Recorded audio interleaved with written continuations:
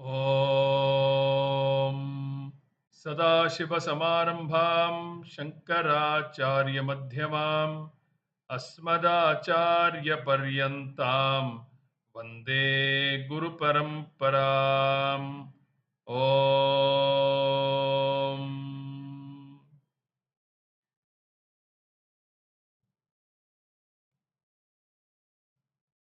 Namaste, all of you. Welcome back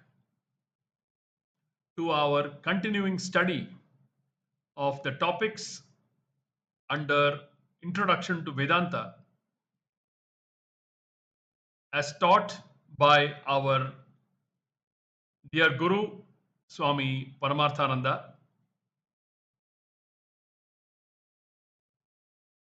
As we all know, Swamiji had promised that he will be conducting these lectures based very closely on the Tattvabodha text, although he will not be teaching the text shloka by shloka, topic by topic, but he would definitely be basing these lectures, the Introduction to Vedanta lectures, on the primer text Tattvabodha, and will also be adding a few more topics for clarity so that the spiritual aspirant, especially those who are beginning their spiritual journey, will find this series, this Introduction to Vedanta series, very useful and helpful to understand our vast spiritual and scriptural literature.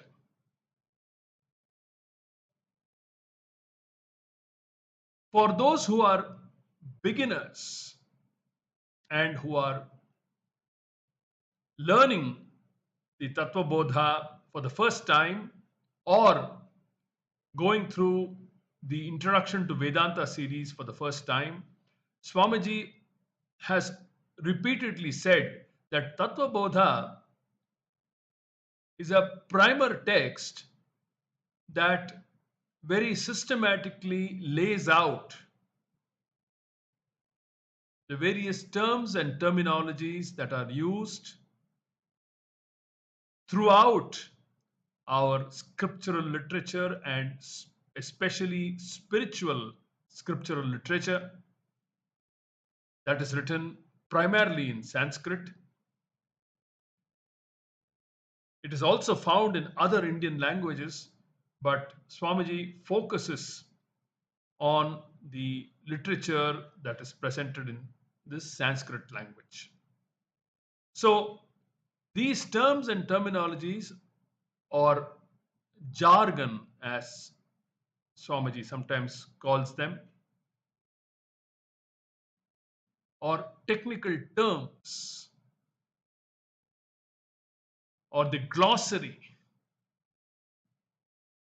that is important for a student to get familiar with, so that after the study of this series, either the Introduction to Vedanta series or the Tattvabodha text proper, he or she will feel familiar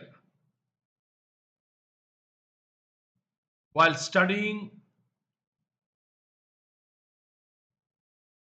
more advanced texts like Srimad Bhagavad Gita, the Upanishads, the Brahma Sutras, or any other Prakarana Grantha like Atma Bodha,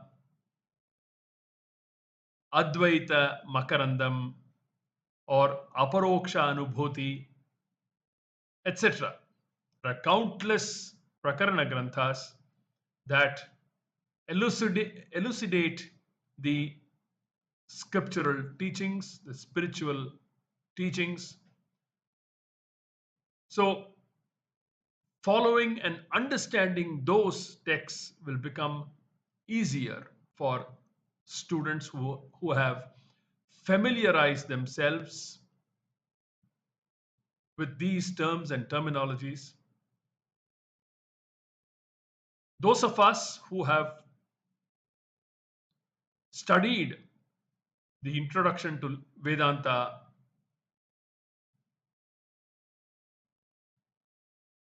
classes under Swamiji would have noticed that as Swamiji went along teaching these portions, he systematically introduced technical terms in the Karma Yoga topic. Why? Even in the Purushartha topic, the very first topic, he talked about Dharma, Artha, Kama, and Moksha, the Chaturvidha Purusharthas. He also spoke about Karma Yoga and some of the technical terms that were used in the context of Karma Yoga, like the Pancha Maha Yajnaha. Then moving on to more advanced topics like the topic of creation, he talked about Purushaha and Prakritihi.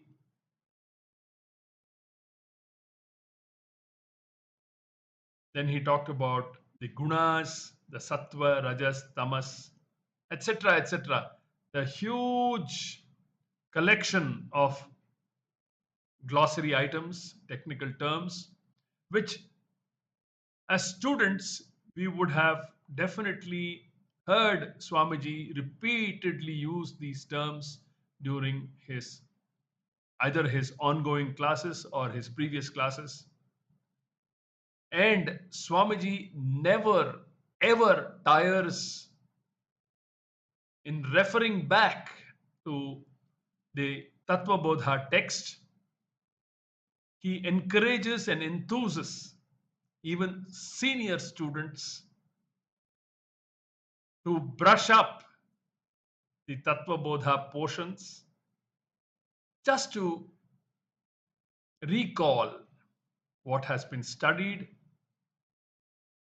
in the context of, let us say, an ongoing text that Swamiji is teaching, so that the connect happens very smoothly.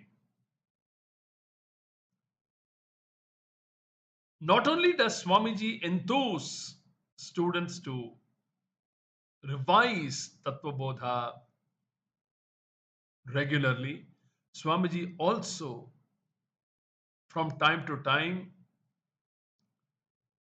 takes up the Tattvabodha text and either teaches it portion by portion or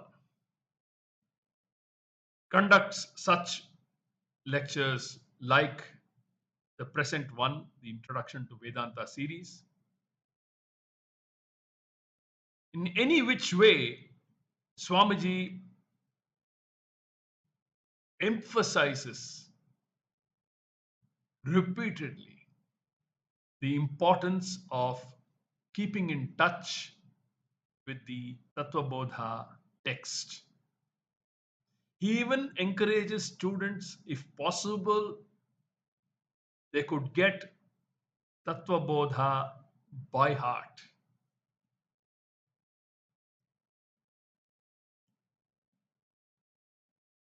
Swamiji says it will definitely serve two purposes. One thing is that the text, the literature is readily available,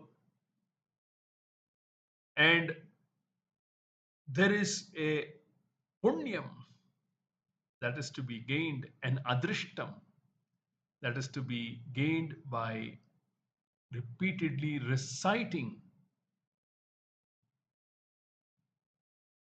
any spiritual text.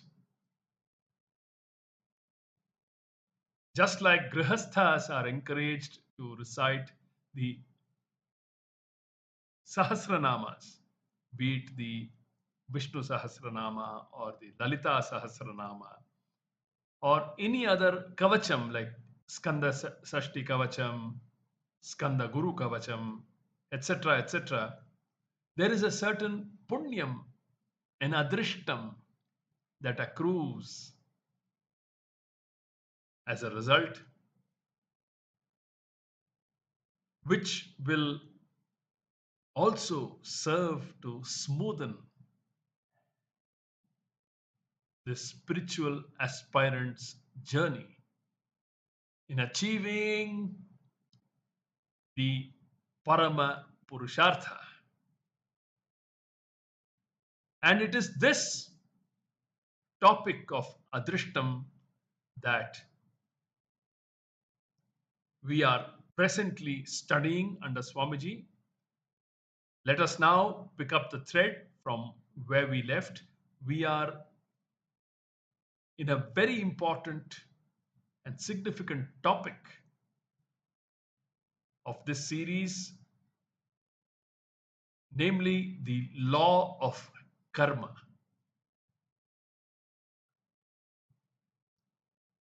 Swamiji introduced this topic after he completed teaching the central portion of our entire Vedic literature, namely Jivatma Paramatma Aikya Jnanam,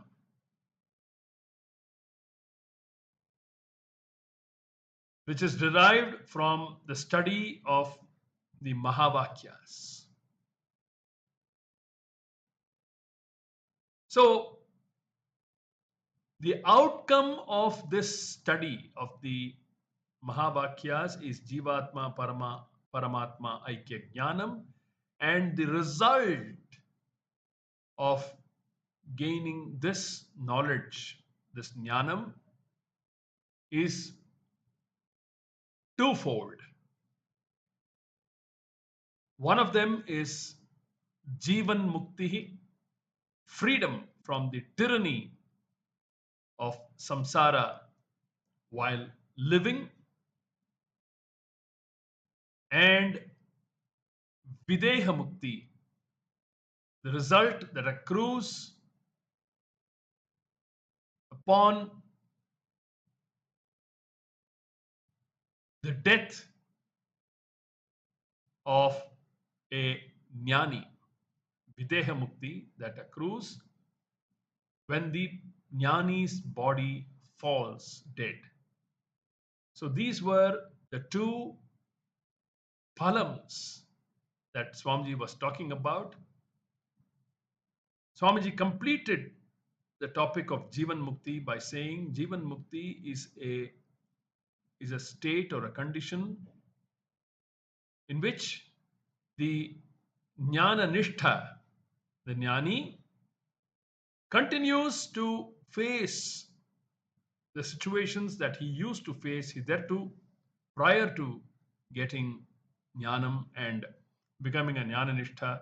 But the way he or she handles such situations differs from the way an Ajnani handles those situations.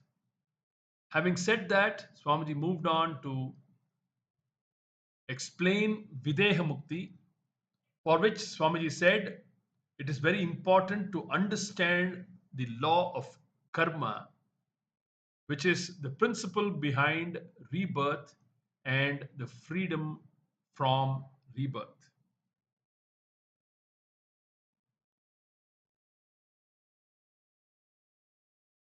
The law of karma, Swamiji said, was or is one of the most important and unique laws of the Vedic teaching.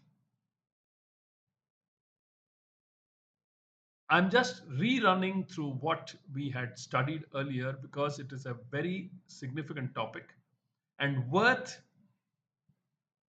recalling so that the teaching of this important topic sinks and percolates into our subconscious, so that our understanding will answer many questions that will arise in a thinking mind, in a sensitized mind, and will be helpful to face traumatic and challenging situations as and when they arise. The law of karma is worth dwelling on repeatedly and imprinting the principles laid out in understanding the law of karma so that they prove useful to us.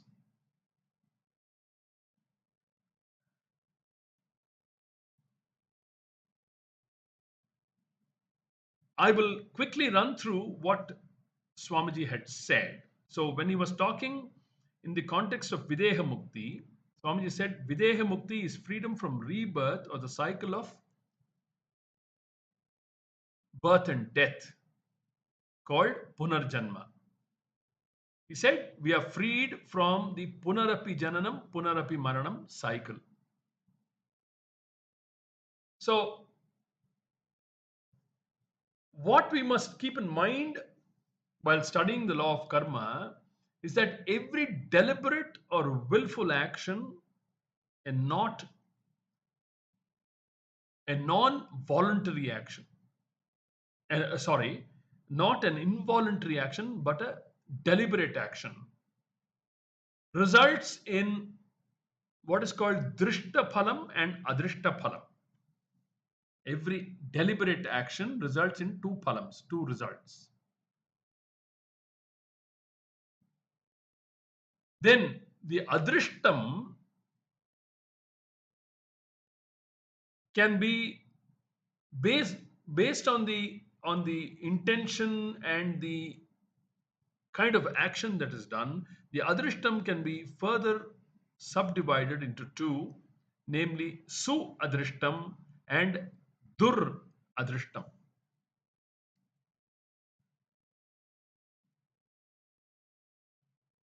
The positive invisible result, when you say adrishtam, we are talking about invisible results.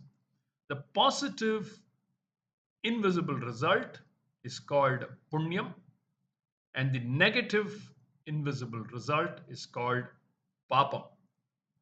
This is where we left off, asking ourselves a question: what is meant by punyam and what is meant by papam? We will pick up the thread answering these questions in the next capsule and take our study forward. Hari Om.